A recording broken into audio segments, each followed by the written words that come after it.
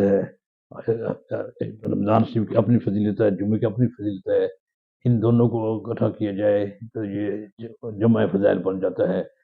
رمضان مبارک کے اس جمعہ کو خصوصی طور پر توجہ سے منانا چاہیے، اس میں روزے رکھنے چاہیے، بچوں کو توجہ کرنا چاہیے، صاف ستھرا لباس پہننا چاہیے۔ ہمیں یاد ہے کہ ہم اپنے بچپن میں اس یعنی جمعۃ المبارک کو ایسا منایا کرتے تھے جیسے کہ عید ہے، اور آج رفتہ رفتہ اس میں لوگوں کی دلچسپی غالباً کم ہوتی گئی، یا کوئی کچھ دیگر عوامل آ گئے، یا اللہ بہتر جانتا ہے۔ ہمیں اس جمعۃ الوداع کو بھرپور طریقے سے منانے کا اہتمام کرنا چاہیے، اپنے بھائی بہنوں کا خیال کرنا چاہیے، وہ اپنے اس تہوار کا اس کو ایک اچھے عنوان سے، اچھی عبادت کے عنوان سے منانا چاہیے۔ اللہ کے آگے اپنے لیے، اپنے عزیز و کرب کے لیے، اپنے وطن کے لیے، اپنے ملت کے لیے، اپنے بھائیوں کے لیے، اپنے فلسطین کے بھائیوں کے لیے، اپنے کشمیر کے بھائیوں کے لیے، مسلمانوں کے لیے دعا کرنی چاہیے۔ جمعہ میں دعا کی ایک گھڑی آتی ہے،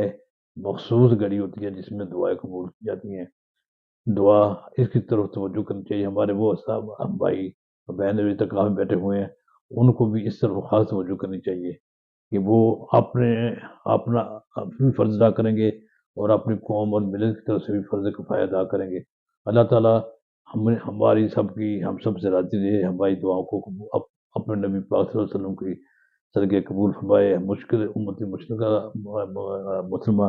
اور پاکستان کی مشکلات کو ختم کرے، ان میں خوشحالی لائے، اس میں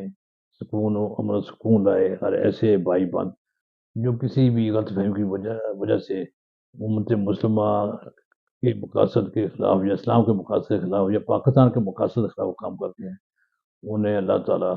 سمجھ عطا فرمائے۔ والسلام علیکم ورحمۃ اللہ وبرکاتہ۔